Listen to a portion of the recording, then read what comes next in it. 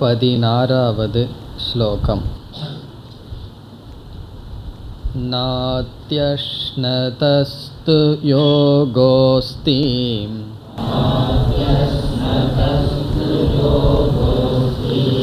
ந சைகாந்தமனஷ்ணதஹ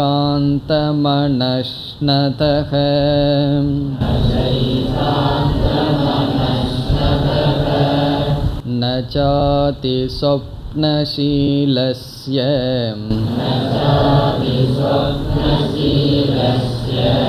ஜாக்ரதோ நைவ சார்ஜுன.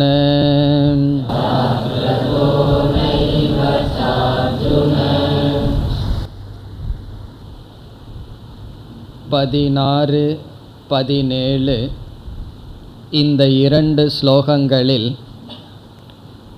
பகவான் பகிரங்க சாதனையை கூறுகின்றார். பகிரங்க சாதனை என்பது என்ன என்று பார்த்தோம். தியானம் வெற்றிகரமாக அமைய வேண்டுமென்றால் மற்ற நேரங்களில் நம்முடைய வாழ்க்கை முறை எப்படி அமைய வேண்டும் என்று கூறுவது பகிரங்க சாதனை.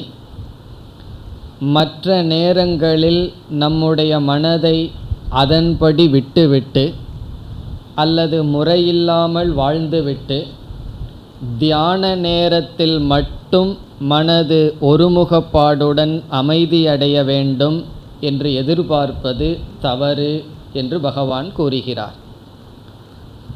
உண்மையில் மற்ற நேரங்களில் நம்முடைய வாழ்க்கையினுடைய ரிஃப்ளெக்ஷன், பிரதிபிம்பம்தான், வெளிப்பாடுதான் நம்முடைய தியானம்.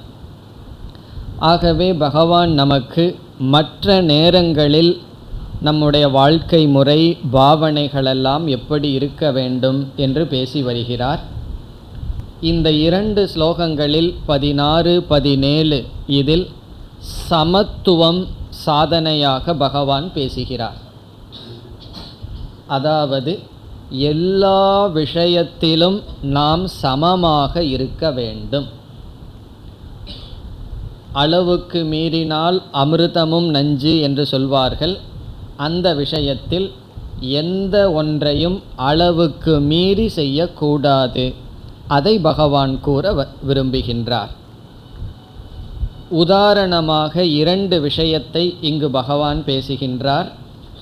முதல் விஷயம் ஆகாரத்தை எடுத்து கொள்கின்றார். நமக்கு தியானம் கைகூட வேண்டும் என்றால் எப்படிப்பட்ட உணவை நாம் மேற்கொள்ள வேண்டும், நம்முடைய ஆகாரத்தில் எடுத்துக்கொள்கின்ற உணவில் என்ன நியமம் இருக்க வேண்டும் என்று பகவான் பேசுகிறார். இதில் இங்கு பகவான் பேசுவது அளவான ஆகாரத்தை உட்கொள்ள வேண்டும் என்று சொல்கிறார். நம்முடைய உடலுக்கு எவ்வளவு தேவையோ அதற்கு அதிகமாக உணவை உட்கொண்டால் தியானம் கைகூடாது. நம்முடைய உடலுக்கு எவ்வளவு உணவு தேவையோ அதற்கு குறைவாக உணவை உட்கொண்டாலும் தியானம் கைகூடாது என்று கூறுகிறார். ஆகவே குறைவான உணவும் அதிகமான உணவும் நம்முடைய தியானத்திற்கு தடையாக இருக்கும். குறைவான உணவு எப்படி தடை என்றால் தியானத்தில் அமர்ந்து தியானம் செய்ய ஆரோக்கியம் இருக்காது, சோம்பல் வந்துவிடும், உறக்கம் வந்துவிடும். அதிகமான உணவும் சோம்பலை கொடுக்கும், உறக்கத்தை கொடுக்கும், தியானம் செய்ய முடியாது.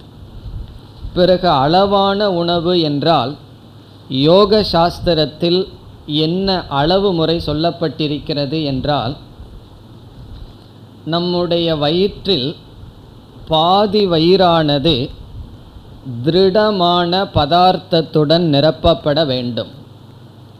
அர்த்தம் சவ்யஞ்சன அன்னஸ்ய என்று சொல்லப்படுகிறது. அர்த்தம் என்றால் பாதி. ஒவ்வொருவருக்கும் அவர்களுடைய வயிற்றின் பாதியை அர்த்தம் சவ்யஞ்சன அன்னஸ்ய. அன்னம், அன்னம் என்றால் உணவு. எப்படிப்பட்ட உணவு? சவ்யஞ்சனம். வியஞ்சனம்னா காய்கறிகள். காய்கறிகளுடன் கூடிய உணவு பாதி வயிறு. இப்போ நம்முடைய வயிற்றினுடைய பாதி திருடமான பதார்த்தத்துடன் நிரப்பப்பட வேண்டும்.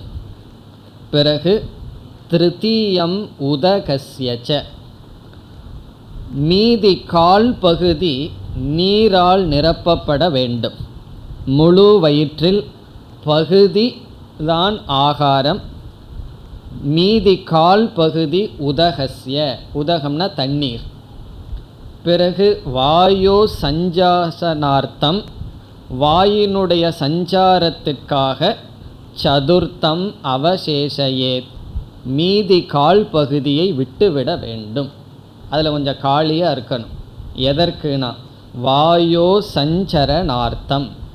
வாயோ சஞ்சரணார்த்தம் என்றால் வாயுவுக்காக, வாயுவுக்காகன்னு சொன்னால் கேஸ் ட்ரபிளுக்காகன்னு அர்த்தம் கிடையாது. வாயு உள்ளே இருக்கட்டும் என்பதற்காக மீதி கால் பகுதியை விட்டுவிட வேண்டும்.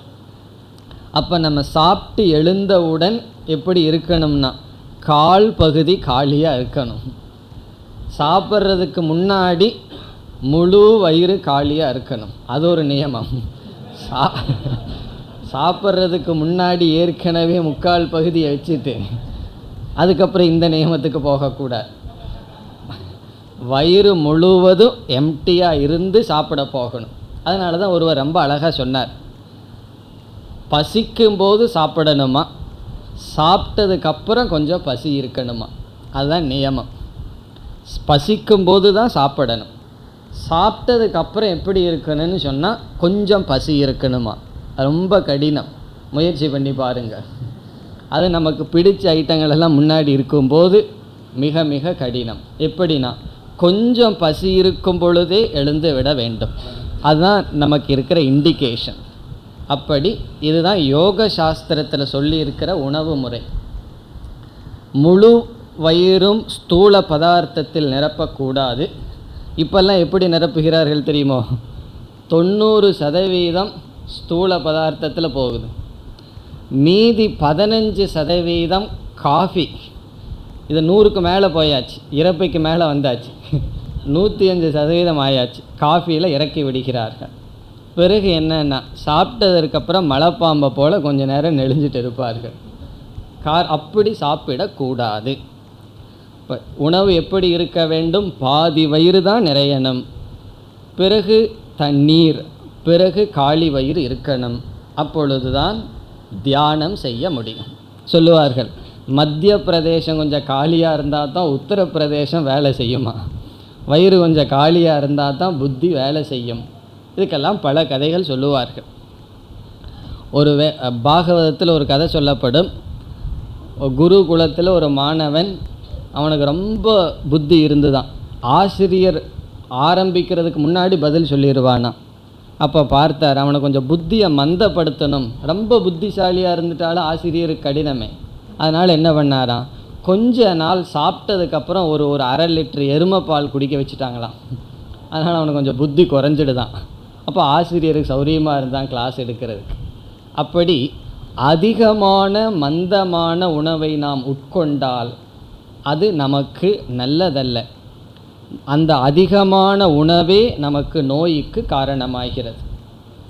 நம்முடைய மனதினுடைய பலகீனம் ஏதோ ஒரு எக்ஸ்ட்ரீமில் தான் இருக்குது. ஒன்றா சாப்பிடாமல் விரதம்னு இருப்போம், இல்லை அதிகமாக சாப்பிட்டு கொண்டிருப்போம். இடையில் இருப்பது என்பது மிக மிக கடினம். இது பலருக்கு தெரிவதில்லை, அனுபவப்பட்டு தான் தெரிய வருகின்றது. இப்போ புத்தருடைய வாழ்க்கையை எடுத்துக்கொண்டாலும் அவர் முதல்ல எப்படி வாழ்ந்தார், அதிக போகத்தில் வாழ்ந்தார். ராஜாவாக இருந்து எல்லா போகமும் கொடுக்கப்பட்டது.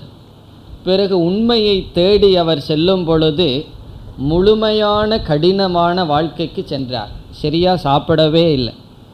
பிறகு ஒருவன் பாட்டு பாடிட்டு போனான், ஒரு மாட்டுக்காரன் பாடிட்டு போனான். என்ன பாடினான், வீணையில் இருக்கின்ற கம்பி அதிகமாக முறுக்கினாலும் அருந்துவிடும், மிக மிக முறுக்காமல் விட்டு விட்டாலும் அதிலிருந்து பாடல் வராது என்று அவன் பாடினான். அப்போ தான் அவருக்கு புரிந்தது, உணவை எடுத்துக்கொண்டார். இப்போ நம்முடைய மனது ஏதோ 2 எக்ஸ்ட்ரீம், 2 அதிகமான முனையில் இருக்கும். அப்படி இருக்கக்கூடாது. அளவாக இருக்க வேண்டும். உணவில் அளவாக இருக்க வேண்டும். எவ்வளவு தேவையோ அது அவரவர்கள் முடிவு செய்ய வேண்டும். பாதி வயிறு அப்படின்னு சொல்லி இவ்வளவு இட்லின்னெல்லாம் கணக்கு கிடையாது. அவரவர்கள் அவரவர்களுடைய வாழ்க்கை முறை, அவரவர்களுடைய சிஸ்டம், ஒவ்வொருத்தருக்கும் ஒவ்வொன்று இருக்கும். அது அவர்களுக்கு தான் தெரியும். அதை பின்பற்ற வேண்டும். அதனால் மற்றவர்களுக்கு போய் அட்வைஸ் பண்ணக்கூடாது. நீங்கள் கொஞ்சம் அதிகமாக சாப்பிடுங்க, நீங்கள் கொஞ்சம் குறைவாக சாப்பிடுங்கன்னெல்லாம் சொல்லக்கூடாது.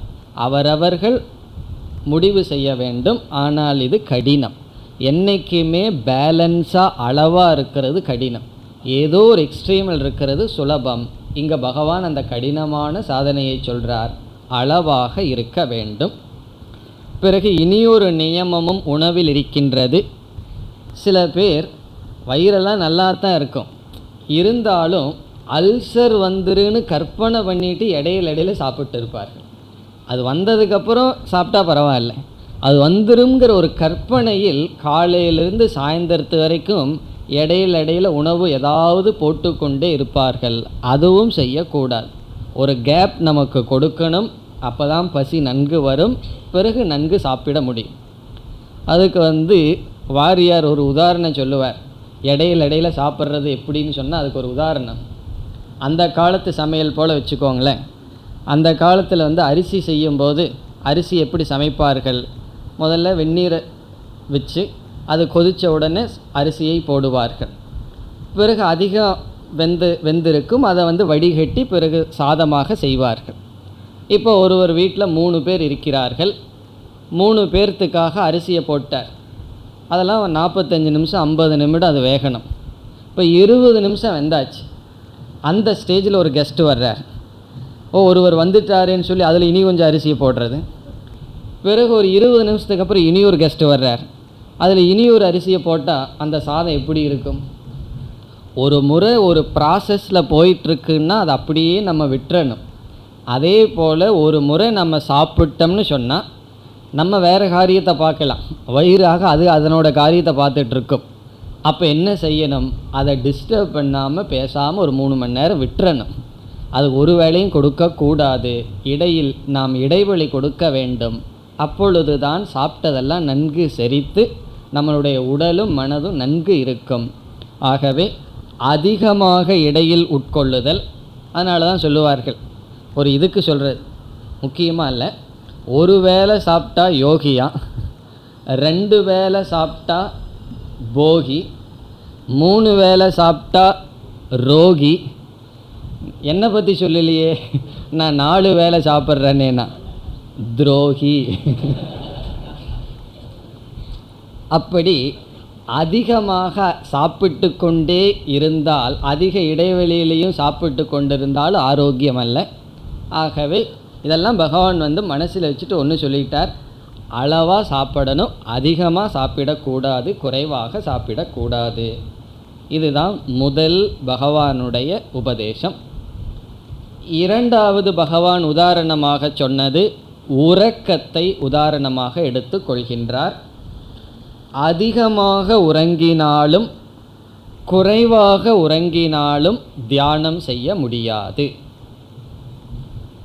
ஏன் அதிகமாக உறங்கினா தியானம் செய்ய முடியாதுன்னு சொன்னால், உறக்கமே நம்மளுடைய ஹாபி மாதிரி இருந்ததுன்னு வச்சுக்கோமே. சில பேர்த்துக்கு சாப்பிட்றது ஹாபியாக இருக்கும், பொழுதுபோக்காக இருக்கும். அப்படி உறக்கம் பொழுதுபோக்கு போல் இருந்தால் நம்மளுடைய முழு பர்சனாலிட்டி, நம்மளுடைய முழு சொரூபமே தமோகுண சொரூபமாக மாறிடும். நம்ம மூஞ்சியவே சில பேர் பார்க்க விரும்ப மாட்டார்கள், அவரை பார்த்தா கொட்டாகி வந்துடும் சொல்லி. அப்படி நம்மளுடைய சொரூபம் மாறிவிடும். தியானத்திற்கு அது உகந்ததல்ல. சரி, அதிகமாக விழிச்சிருந்தோம் அப்படின்னு சொன்னால் அது ரஜோகுண சொரூபமாகிவிடும். பிறகு தியானத்தில் நாம் உறக்கத்துக்கு சென்று விடுவோம். இப்போ உறக்கங்கிறது தியானத்திற்கு விதவிதமான தடைகள் பதஞ்சலி பேசுகின்றார். அதில் ஒரு தடை நித்ரா, உறக்கம் ஒரு தடையாக பேசுகின்றார். ஆகவே அந்த தடை வரக்கூடாது என்றால் உறக்கமும் அளவாக இருக்க வேண்டும். அதைத்தான் இந்த ஸ்லோகத்தில் பகவான் சொல்கின்றார். இப்பொழுது ஸ்லோகத்திற்குள் சென்றால், ந அத்யஷ்ணதக. அஷ்ணதக என்றால் உணவு உட்கொள்பவனுக்கு, அதி அஷ்ணதக அதிகமாக உணவை உட்கொள்பவனுக்கு. அத்யஷ்ணதக ந யோகக அஸ்தி, அவனுக்கு யோகம் சம்பவிக்காது. இங்கு யோகம் என்றால் தியானம், அவனுக்கு தியானம் கைகூடாது. அத்யஷ்ணதக அதிகமாக உட்கொள்பவனுக்கு, யோகக நாஸ்தி, அந்த நாங்கிறத எடுத்து ந யோகக அஸ்தி, அவனுக்கு யோகம் சம்பவிக்காது. அடுத்த பகுதியில் நச்ச ஏகாந்தம் அனஷ்ணதக.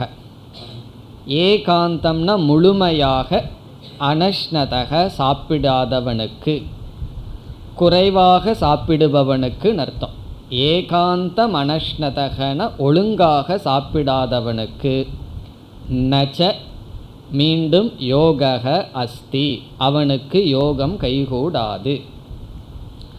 அதிகமாக உட்கொள்பவனுக்கும் குறைவாக உட்கொள்பவனுக்கும் தியானமானது கைகூடாது.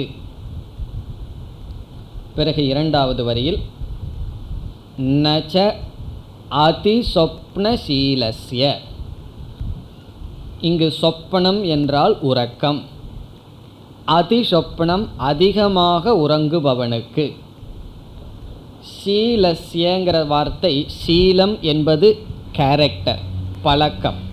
அதிகமாக உறங்கி பழகியவனுக்கு, ஹேபிட்னு அர்த்தம், பழக்கம். அதிகமாக உறங்கிக் கொண்டிருப்பவனுக்கு, உறங்கி பழக்கத்திற்கு வந்தவனுக்கு. அதிசொப்னசீலஸ்ய. இங்கே நாங்கிறத மீண்டும் யோகக அஸ்தின்னு எடுத்துக்கணும். ந யோகக அஸ்தி, அவனுக்கு யோகம் சம்பவிக்காது. பிறகு ஜாகிரதக நைவ. இங்கேயும் அதிங்கிற வார்த்தையை சேர்த்திக்கணும். அதி ஜாகிரதக அதிகமாக விழித்து கொண்டிருப்பவனுக்கு நைவ கண்டிப்பாக யோகம் கைகூடாது. ஹே அர்ஜுன, ஹே அர்ஜுனா, அதிகமாக உறங்குபவனுக்கும் அதிகமாக விழித்திருப்பவனுக்கும் அதிகமாக உண்பவனுக்கும் அதிகமாக குறைவாக உண்பவனுக்கும் யோகமானது கைகூடாது. அவனால் தியானம் செய்ய முடியாது. தியானம்ங்கிற சாதனையே செய்ய முடியாதுன்னு பகவான் சொல்கிறார்.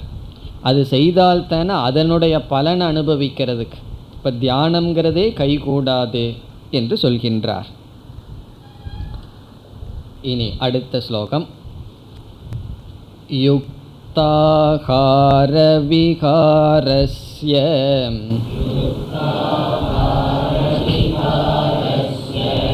யுக்தசேஷ்டஸ்ய கர்மசு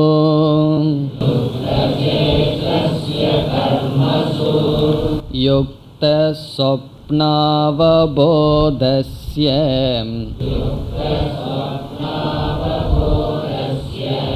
யோகோ பவதி துக்கஹ.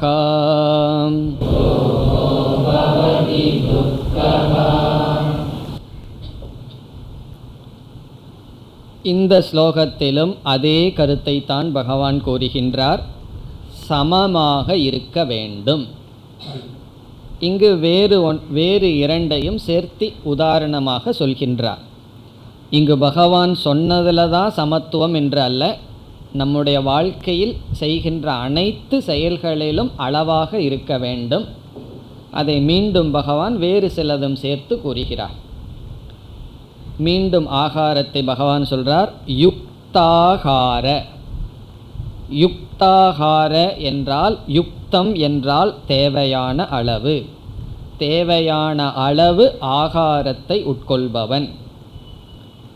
யுக்தம் என்றால் எவ்வளவு தேவையோ அவ்வளவுதான். பிறகு அடுத்த சொல் விகாரஸ்ய. இங்கு விகாரம் என்றால் பொழுதுபோக்கு அல்லது வாக்கிங், நடத்தல் முதலியன. அதுவும் யுக்தம், அதுவும் அளவாக இருக்க வேண்டும். பாதக்கிரமக. சமஸ்கிருதத்தில் வாக்கிங்க்கு பாதக்கிரமக. பாதக்கிரமகன்னு சொன்னால் வாக் பண்ணுறது, நடத்தல், ரிலாக்ஸ் பண்ணுறதுன்னு அர்த்தம். விகாரகன நம்ம கொஞ்சம் ரிலாக்ஸாக ஓய்வெடுத்தல்னு சொல்லலாம். ஓய்வெடுத்தல், பொழுதுபோக்கு, நடத்தல் முதலியவைகள். அதிலும் அளவாக இருக்க வேண்டும். நம்முடைய மனதுக்கு ஏதோ ஒரு வேலையை அதிகமாக கொடுத்து கொண்டிருந்தால் அது சலித்துவிடும். அதனால் ஓரளவுக்கு நம்முடைய மனதுக்கு பொழுதுபோக்கை கொடுக்க வேண்டும். மனதை ரிலாக்ஸ் பண்ணணும். எதில் மனசு சந்தோஷமாக இருக்கோ அதில் கொஞ்ச நேரம் ஈடுபடுத்தணும். அது நடத்தல், அல்லது கொஞ்ச நேரம் யாரிடமாவது பேசி கொண்டிருத்தல், அல்லது ஏதாவது ஒரு நல்ல விஷயங்களில் மனதை செலுத்துதல், அதுவும் தேவை. ஓய்வெடுத்தல். இப்போ ஒரு மாணவன் படிச்சுட்டே இருக்கான்னு சொன்னால் அவனை மைண்டை ரிலாக்ஸ் பண்ணுறதுக்கு டைவர்ஷன் தேவைப்படும். இதெல்லாம் புரிந்து கொள்ளாமல் பெற்றோர்கள் என்ன செய்வார்கள், நீ டிவி பார்க்கக்கூடாதுன்னு சொல்லிட்டு இவர்கள் பார்த்துட்டு அந்த பையனை பார்க்காம வச்சிட்டு இருந்தா அவன் என்ன பண்ணுவான், புஸ்தகத்தை திறந்துட்டு டிவியை மனசில் பார்த்துட்டு இருப்பான். அங்கே என்ன ஓடுது, என்ன டயலாக்னு அவன் சொல்லுவான் இவர்களை விட. அப்போ என்ன செய்யணும்னா, குழந்தைகளுக்கு அதுவும் கொடுக்கத்தான் வேண்டும். அப்படி மனதை விகாரத்துக்கு விட வேண்டும். இங்கு விகாரம்னு சொன்னால் கொஞ்சம் லூஸ் பண்ணணும். ஆனால் ரொம்ப லூஸ் ஆகிட்டால் என்ன ஆகும்னா தியானத்தில் லூஸ் ஆயிரும். ஆகவே பகவான் சொல்கிறார் யுக்த, அதுவும் அளவாக இருக்க வேண்டும்.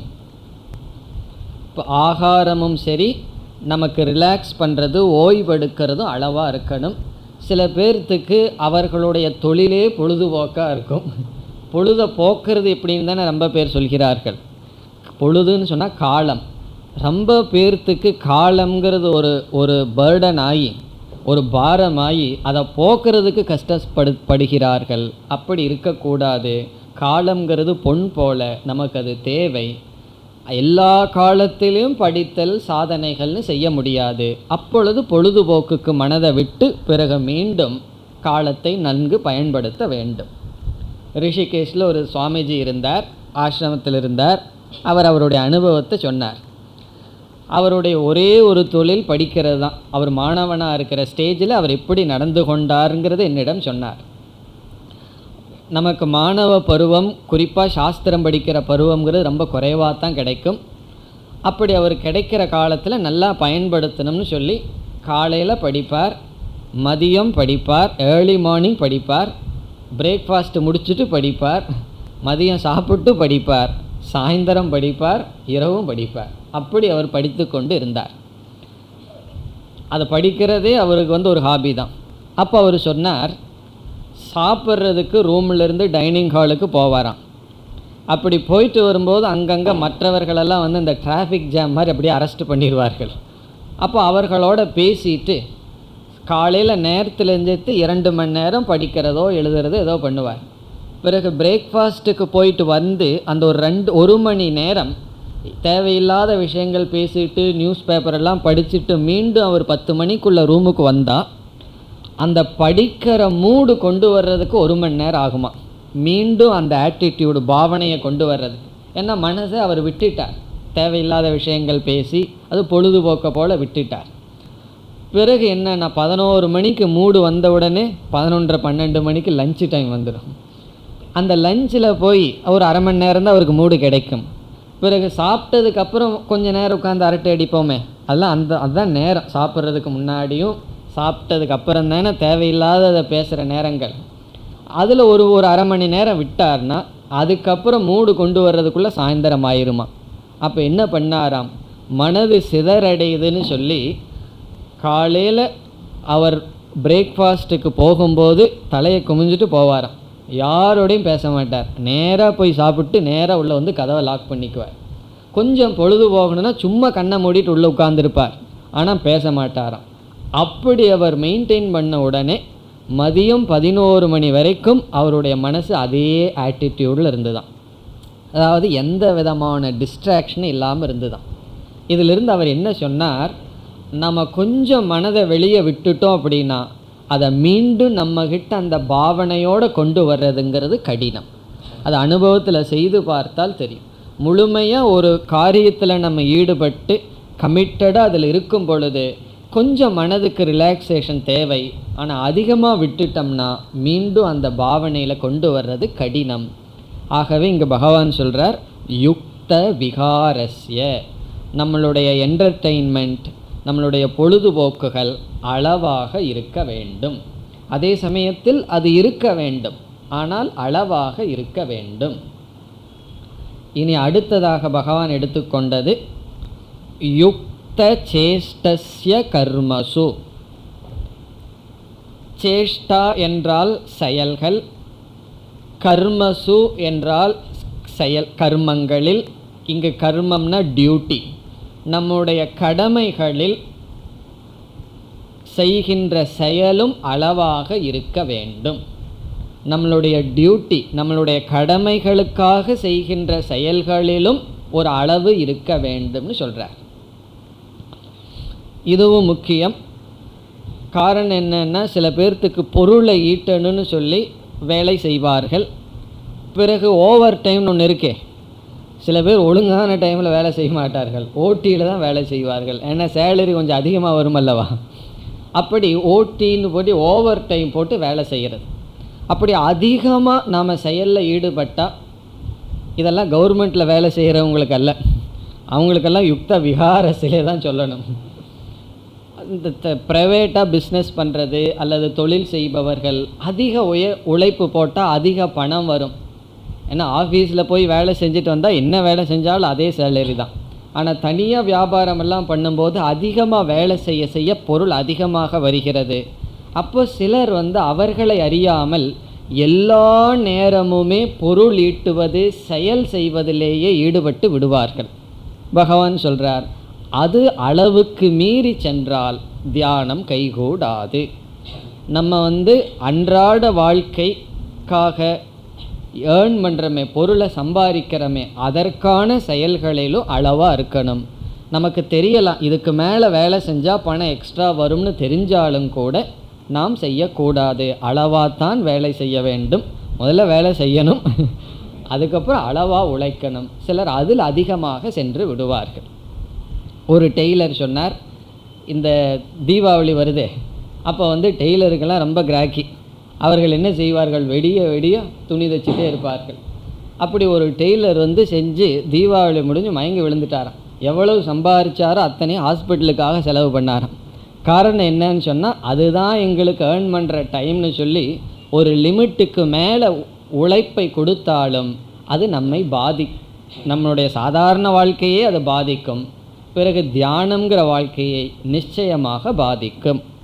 அதனால் அதிகமாக உழைப்பு இருக்கக்கூடாது. இப்போ யுக்த சேஷ்டஸ்யன்னு சொன்னால் உழைப்பு அதிகமாக இருக்கக்கூடாது. விகாரன்னு சொன்னால் ஓய்வு அதிகமாக இருக்கக்கூடாது. அளவாக உழைக்கணும், அளவாக ஓய்வெடுக்கணும், அளவாக உறங்கணும், அளவாக உண்ண வேண்டும். பிறகு இரண்டாவது வரியில் யுக்த சொப்பன அவபோதஸ்ய, சென்ற ஸ்லோகத்தில் சொன்னதையே சொல்கின்றார். யுக்தன அளவாக, சொப்பனம் என்றால் உறக்கம், அவபோதக என்றால் விழிப்பு, அதில் அளவாக இருப்பவன். உறக்கத்திலும் விழிப்பிலும் அளவாக இருப்பவன். இங்கு பகவான் உறக்கம், உணவு, ஓய்வு, உழைப்பு இதைத்தான் பேசியிருக்கார். மீதி எல்லாத்தையும் நாம் எடுத்துக்கணும். எதெல்லாம் நம்ம வாழ்க்கையில் செஞ்சிட்ருக்கிறோமோ அவைகள் எல்லாத்துலேயும் அளவாக இருக்கணும். உதாரணமாக பேசுதல், அதிகமாக பேசிக்கொண்டிருந்தால் கண்டிப்பாக அது தியானத்திற்கு தடை. பிறகு குறைவாக பேசுகிறேன்னு எழுதிட்டெல்லாம் மற்றவங்கள கஷ்டப்படுத்தக்கூடாது. இப்போ அது எதுவுமே பேசுகிறதிலும் குறைவாக இருந்தாலும் கஷ்டம், அதிகமாக இருந்தாலும் கஷ்டம். பிறகு உடல் ஆரோக்கியமாக இருக்கணுங்கிறதுக்காக சில ஆசனங்கள் எல்லாம் செய்வோம். அவைகளும் எவ்வளவு தேவையோ அவ்வளவு தான் இருக்கணும். பிராணாயாமம் பண்ணுறேன் ஆசையாக இருக்குன்னு சொல்லி அதையவே காலையிலேருந்து சாயந்தரத்து வரைக்கும் பண்ணிகிட்டு இருக்கக்கூடாது. அல்லது இந்த சில பேர் இயற்கை உணவு சாப்பிட்டா நல்லா இருக்குன்னு சொல்லி ஒரு ஆசிரமத்தில் போயிருந்தப்போ நான் பார்த்தேன். எல்லாம் ரொம்ப பேர் எல்லாம் உட்காந்துட்டாங்க சீரியஸாக. 1 மணி நேரம் ஒரு கிளாஸ் கையில் வச்சுருந்து ஸ்பூனில் ஏதோ சாப்பிட்ருந்தாங்க. 1 மணி நேரம். என்ன அப்படி 1 மணி நேரம் ஒரு கிளாஸில் வச்சுட்டு ஏதோ சாப்பிட்றாங்களேன்னு போய் கேட்டால் தண்ணீர் குடித்தார்கள். தண்ணீரை ஸ்பூனில் சாப்பிட்றது நல்லதுன்னு சொல்லி 1 மணி நேரம் ஒரு கிளாஸில் வச்சுட்டு சாப்பிட்ருக்கிறது. இதெல்லாம் என்னென்னா, உடம்பில் ஒரு நோய் வந்ததுன்னு சொன்னால் இந்த மாதிரி ஏதாவது பண்ணலாம். ஆனால் டெய்லி வீட்டில் ஒரு கிளாஸை வச்சுட்டு 1 மணி நேரம் தண்ணி குடிச்சிட்டு இருந்தா இப்படியெல்லாம் செய்யக்கூடாது.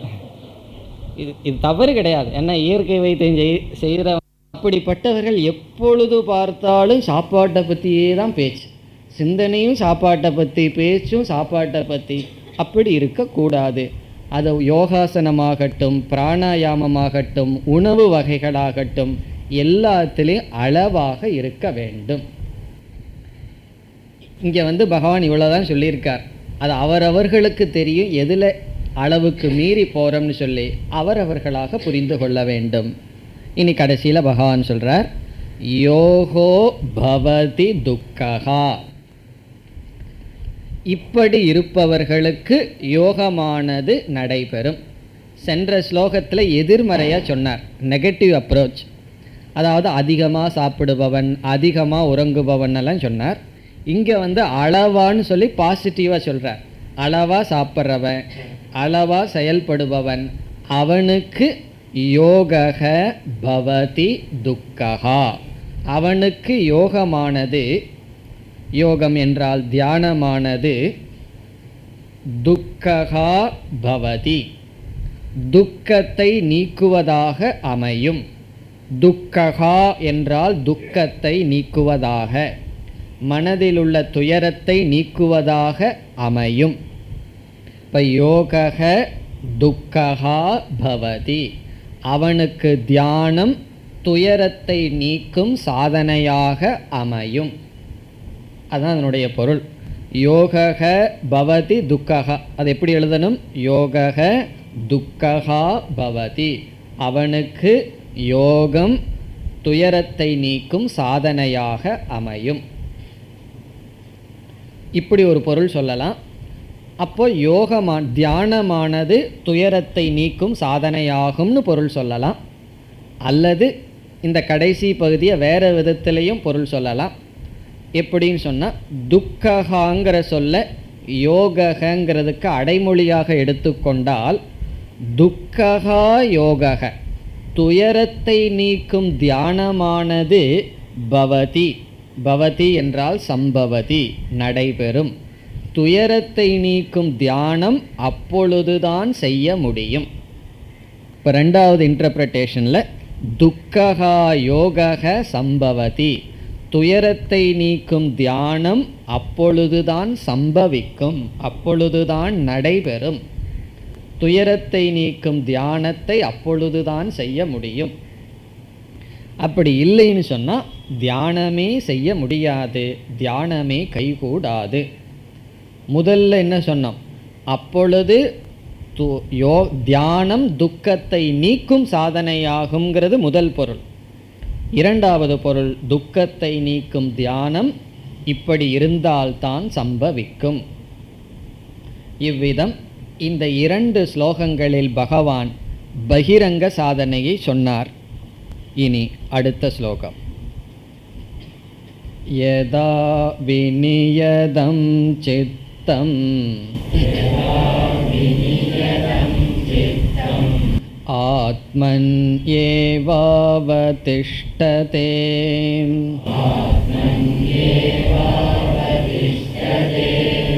நிஸ்ப்ருஹ சர்வகாமேப்யஹ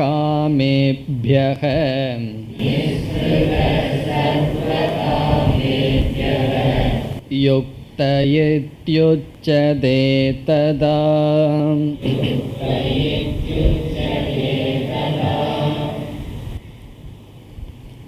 18, 19 இந்த 2 ஸ்லோகங்களில் பகவான் தியான சொரூபத்தை கூறுகின்றார். தியானத்தினுடைய சொரூபம் அதை முக்கியமாக கூறுகிறார். பிறகு இந்த 2 ஸ்லோகங்களில் இனி ஒரு கருத்தையும் பகவான் கூறுகிறார். அந்த கருத்து என்னவென்றால், தியானத்தினுடைய முதிர்ந்த நிலை என்ன என்று சொல்கிறார். எப்பொழுது தியானம் கைகூடியது, தியானத்தின் முதிர்ந்த நிலை எப்படி இருக்கும் என்று உதாரணத்துடன் பகவான் பேசுகிறார். இப்போ இந்த 2 ஸ்லோகத்தில் முக்கியமாக சொல்வது தியான சொரூபம். பிறகு இரண்டாவதாக வருகின்ற கருத்து தியானம் கைகூடியவனுக்கு மனநிலை எப்படி இருக்கும். இதுவரை நாம் எப்படிப்பட்ட கருத்துக்களை விசாரம் செய்து வருகிறோம்? இந்த 4 டாபிக் ஞாபகம் இருக்கோ?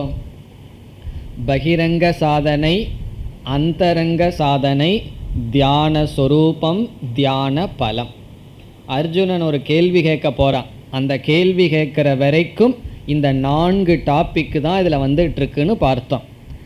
பகிரங்க சாதனையாக சிலதை பகவான் பேசியிருக்கின்றார், அந்தரங்க சாதனையாக சிலதை பேசினதை பார்த்தோம், தியானத்தினுடைய பலன் என்னங்கிறத பார்த்தோம். இதுவரை பார்க்காத கருத்து தியான சொரூபம். என்ன செய்ய வேண்டும் தியானத்தில்? இங்கு பேசப்படுகின்ற தியானம் எப்படிப்பட்டது, இதுதான் முக்கியம். இந்த தியானம் பண்ணாதான் இப்படிப்பட்ட பலன். இப்படிப்பட்ட தியானத்திற்கு பகிரங்க சாதனை, அந்தரங்க சாதனை, இவைகளெல்லாம் பேசினார். தியான சொரூபத்தை இப்பொழுதுதான் நாம் பார்க்கின்றோம். இனி தியான சொரூபங்கிற இடத்துல முகவுரையாக நாம் பார்த்த கருத்தை ஞாபகத்துக்கு கொண்டு வர வேண்டும்.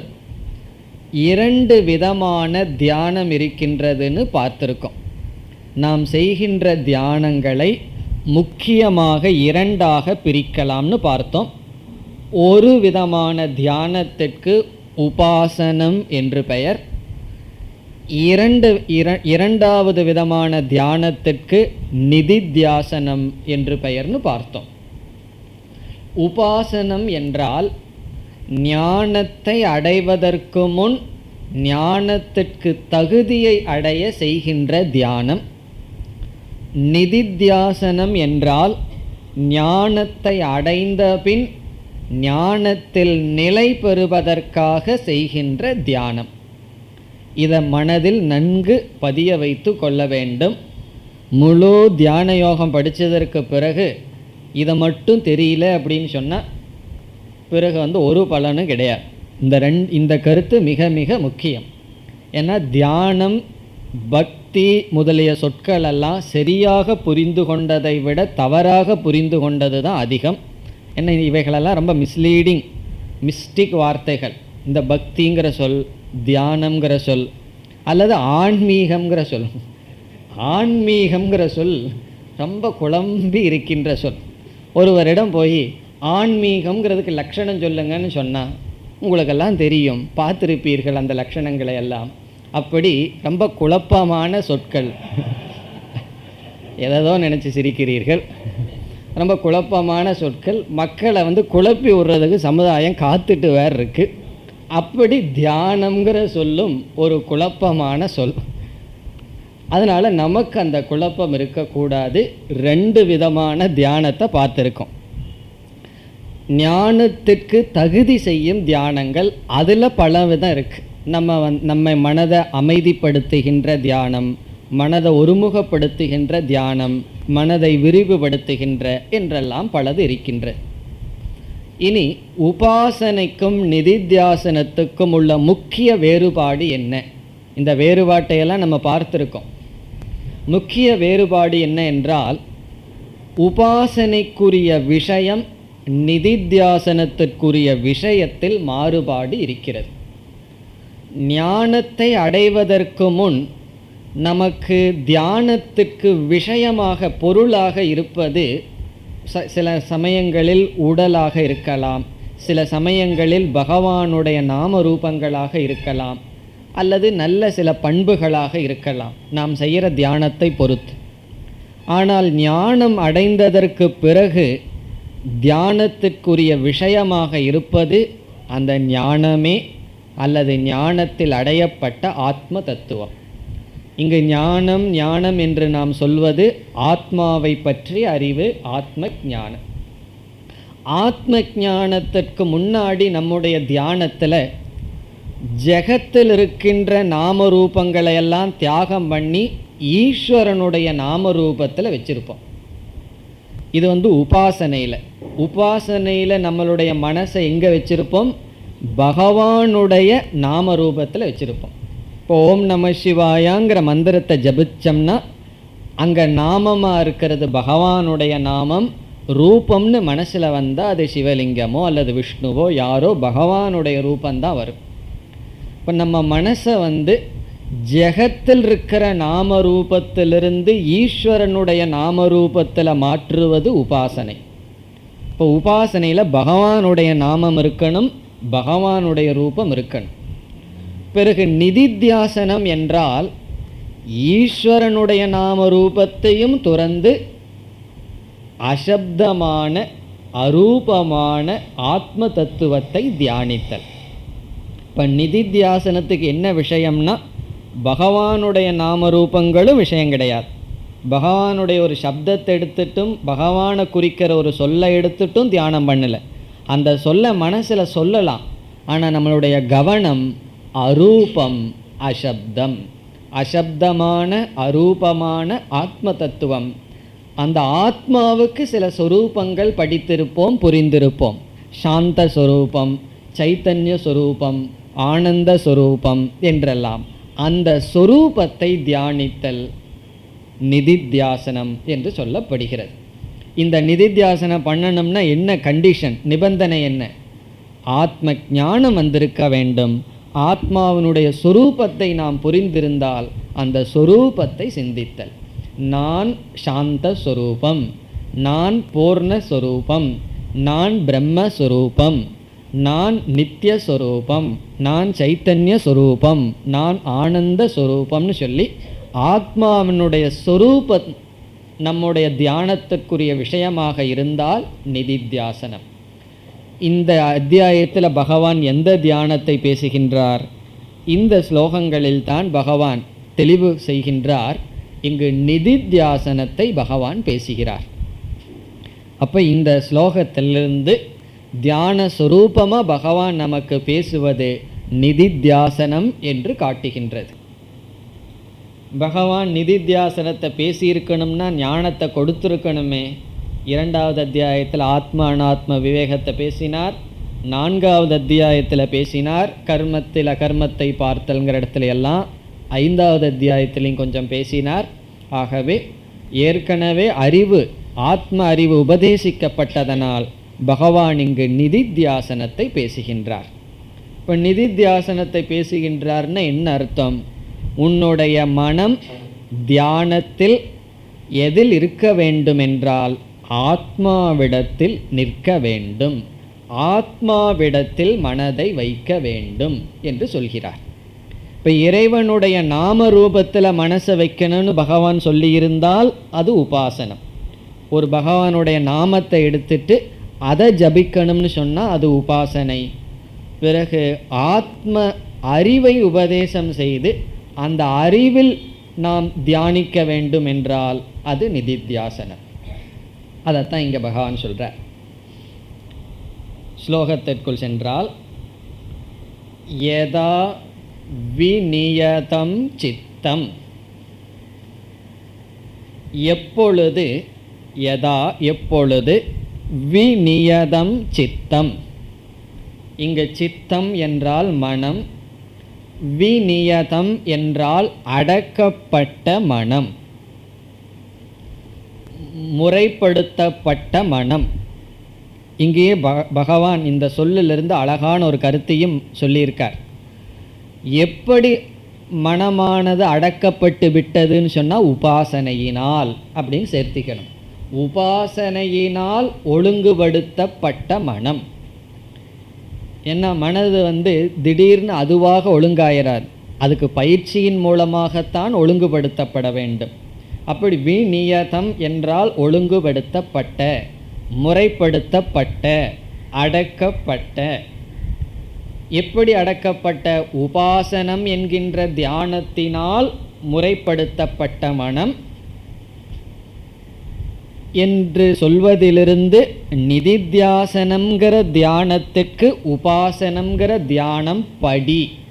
இப்போ உபாசனம்ங்கிற படி மூலமாகத்தான் நிதித்தியாசனம்ங்கிற தியானத்தை செய்ய முடியும்.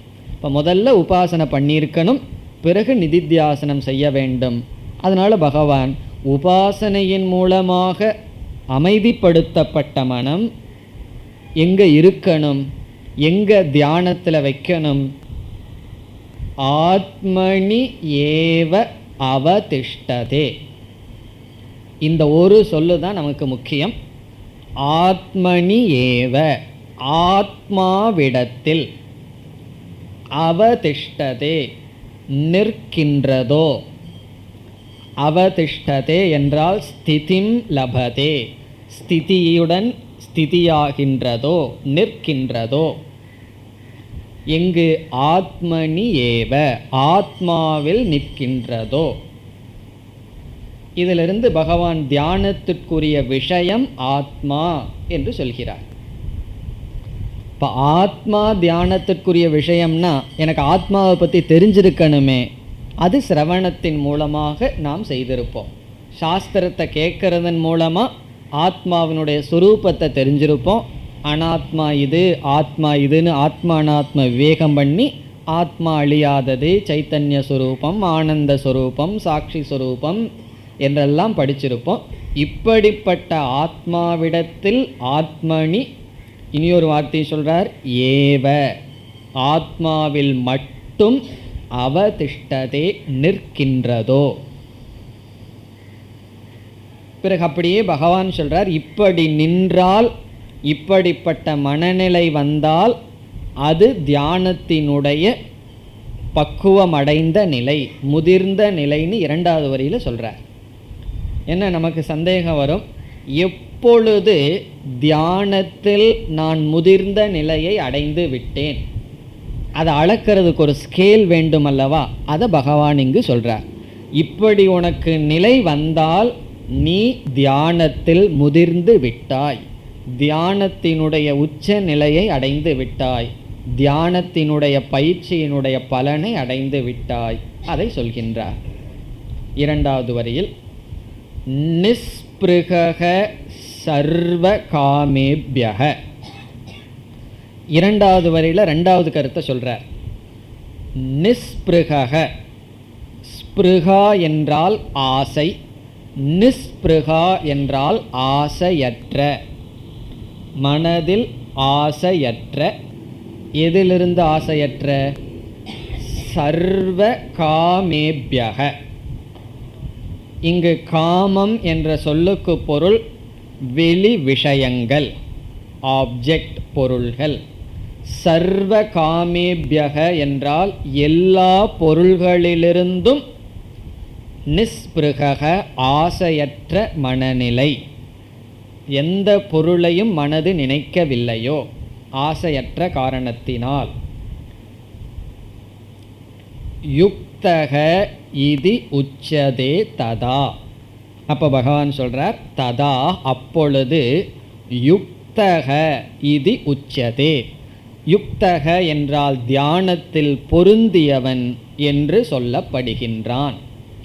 யுக்தகன தியானத்தில் நிலை பெற்றவன் என்று அவன் அழைக்கப்படுகின்றான். இப்போ எப்போ நம்ம யுக்தர்களாகின்றோம் என்றால், எப்பொழுது எல்லா பொருள்களிலிருந்தும் மனது பிரிந்து விட்டதோ, ஆசையில்லாமல் இருக்கின்றதோ. இனி சர்வ காமேபியகங்கிறதுக்கு பொருள் பார்த்தால், சர்வம்னா அனைத்தும், காமம்னா பொருள்கள். சர்வ காமேபியக என்றால் அனைத்து பொருள்களிலிருந்தும் இச்சை சென்று விடுகிறதோ. இங்கு அனைத்துங்கிறதுக்கு ரெண்டு பொருள். ஒன்று திருஷ்ட, இரண்டாவது ஸ்ருத அர்த்தம். காமம் திருஷ்டம்னா நம்ம இதுவரைக்கும் பார்த்த பொருள்களிலிருந்து மனசு விலகி வரணும். ஸ்ருதம்னு சொன்னால் பார்க்கல, கேட்டு வச்சுருக்கோம். சில பொருள்களை பார்த்துருக்க மாட்டோம், அதை பற்றி கேட்டே அது மேலே ஆசை இருக்கும். இப்போ அமெரிக்காவுக்கு எல்லாம் போயிட்டு வந்து ஆசையை விடுறாங்களா என்ன? இங்கே இருந்து போயிட்டு வந்தவங்ககிட்ட கேட்டு என்ன பண்ணுறார்கள்? ஆசையை வளர்த்தி வச்சுருப்பார்கள். அப்போ அது என்னென்னா ஸ்ருத விஷயம், கேட்ட விஷயம். திருஷ்ட விஷயம் எத்தனையோ இருக்குது, கேட்ட விஷயங்கள் எத்தனையோ இருக்குது. அப்போ நமக்கு ரெண்டு விஷயத்தில் ஆசை வரலாம். பார்த்த விஷயங்களில் ஆசையாக வரலாம், பார்க்கல ஆனால் கேட்ட விஷயங்களில் ஆசை வரலாம். அதனால தான் அவ்வளோ சுலபமாக யார்கிட்டையும் காதை கொடுக்க வேண்டான்னு சொல்கிறது. ஏன்னா தேவையில்லாத காதை கொடுத்தா இல்லாத சில ஆசைகளை எல்லாம் போட்டு விடுவார்கள். இப்போ திருஷ்ட அதிருஷ்ட விஷயேபியக, பார்க்கப்பட்ட பார்க்காமல் கேட்கப்பட்ட விஷயங்களில் ஆசை இல்லை. இப்போ இங்கே உட்கார்ந்துட்டு உலகத்தில் இருக்கிற அனைத்து பொருள்கள் மீது இருக்கிற ஆசையும் எப்பொழுது போகுமோ?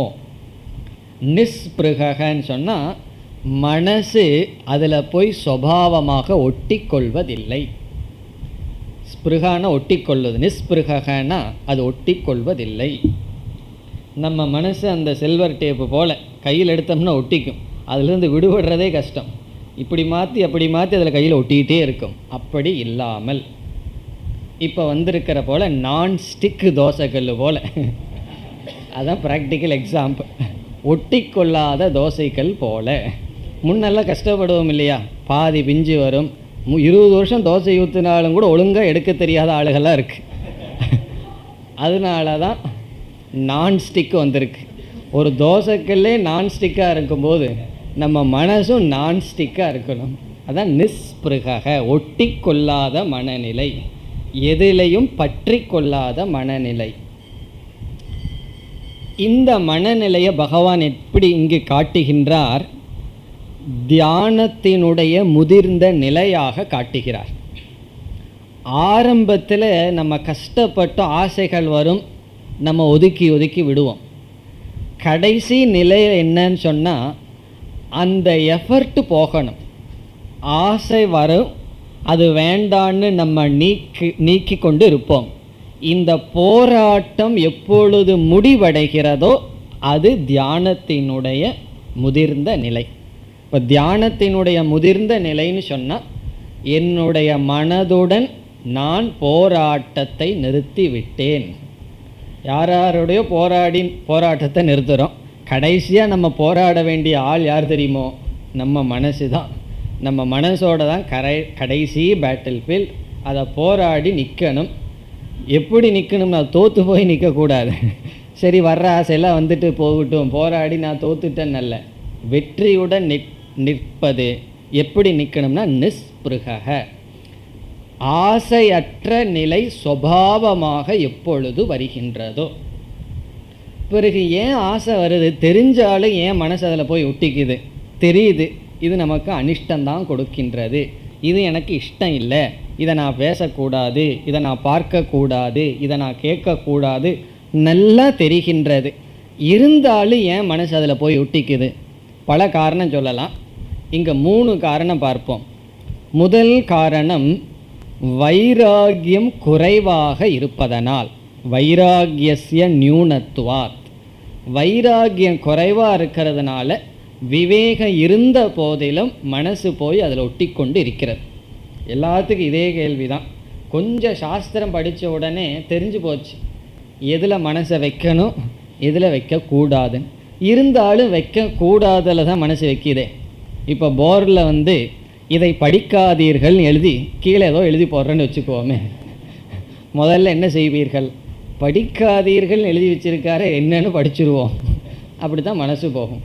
எதை செய்யக்கூடாது அப்படின்னு சொல்கிறோமோ, ஏன்னா இங்கே ஒன்று எழுதி போட்டிருக்குது, நீங்கள் படிக்கணும், அதுக்காக சொன்னேன். எதை செய்யக்கூடாதுன்னு மனசுக்கிட்ட சொல்கிறோமோ அதைத்தான் மனசு செய்கின்றது. அதனால் ஒருவர் சொன்னார், எதை செய்யக்கூடாதுன்னு நீங்கள் சொல்கிறீங்களோ அதை மனசு செய்யுது, நான் தியானம் செய்யக்கூடாதுன்னு சொல்கிறேன், செய்ய மாட்டேங்குதே. புரிகின்றதல்ல? எதை செய்யக்கூடாதுன்னு நீங்கள் சொல்கிறீங்களோ அது மனசு செய்யுதுன்னு சொல்கிறதும் தப்பு. காரணம் என்ன? எனக்கு தியானம் செய்யணும்னு ஆசை, அதனால் தியானம் செய்யக்கூடாதுன்னு மனசுக்கு சொல்கிறேன், செய்ய மாட்டேங்குதேன்னா. அப்போ நான் அவரிடம் சொன்னேன், உங்கள் மனசை நீங்கள் ஏமாற்ற முடியாது. மனசு தியானம் செய்யணும்னு உள்ள ஆசை இருக்கே, அது மனசுக்கு தெரிஞ்சு போச்சு, அதனால் அது அதை செய்ய மாட்டேங்குது. அப்படி அறிவு இருந்தும் மனம் ஆசையோடு இருப்பதற்கு வைராகியம் குறைவு. இரண்டாவது காரணம் சம்ஸ்கார பலம், வாசனையினுடைய பலத்தினால், சம்ஸ்கார பலாத். சில சமயம் வைராகி இருந்தாலும் அந்த சம்ஸ்காரம் ரொம்ப பலமாக இருந்தால் அது அப்படி இருக்காது, மனசு வந்து போய்கொண்டே இருக்கு. நம்ம பாடுறாங்கல்ல, நெஞ்சம் மறப்பதில்லைன்னு பாட்டெல்லாம் இருக்கு இல்லையா? அப்படி சம்ஸ்காரம் ஆழ்ந்து இருந்தால் மனதானது விஷயங்களை நோக்கி போகும். மூன்றாவது காரணம் ஞானஸ்ய அஸ்திரத்துவாத், ஞானம் ஸ்திரமாக இல்லாதது. முதல்ல வைராகியம் குறைவாக இருக்கிறதுனால மனசு வெளியே போகுது. மனதுக்குள் இருக்கின்ற வாசனைகளினுடைய திருடம் பாறையை போல திருடமாக இருக்கிறதுனால நாம் விரும்பாத விஷயங்களை சிந்திக்குது. மூணாவது ஞானத்தில் ஸ்திரம் இல்லை. பிறகு இந்த தியானத்தினுடைய பலன் என்னன்னு சொன்னால் இந்த 3 குறையிலிருந்து நீங்குவோம். வைராகியம் திருடமாகும், சம்ஸ்காரங்கள் திருடமாகும்னு சொல்லக்கூடாது, சம்ஸ்காரங்கள் அதனுடைய சக்தியை இழக்கும், ஞானம் ஸ்திரத்தை அடையும். இதை அடைஞ்சா அதனுடைய நிலை என்னன்னு பகவான் 2வது வரியில் சொல்கிறார். நிஸ்பிருக, எதிலையும் மனது ஒட்டி கொள்ளாத நிலையை அடையும். பிறகு எங்கே தான் மனசு இருக்கும்னா முதல் வரியில் சொல்லிட்டார், ஆத்மனி ஏவ அவதிஷ்டதே, ஆத்மாவில் நிலை பெறும். அடுத்த வகுப்பில் தொடரலாம். ஓம் பூர்ணமத பூர்ணமிதம் பூர்ணாத் பூர்ணமுதச்யதே பூர்ணஸ்ய பூர்ணமாதாய பூர்ணமேவாவசிஷ்யதே. ஓம் சாந்தி சாந்தி சாந்தி.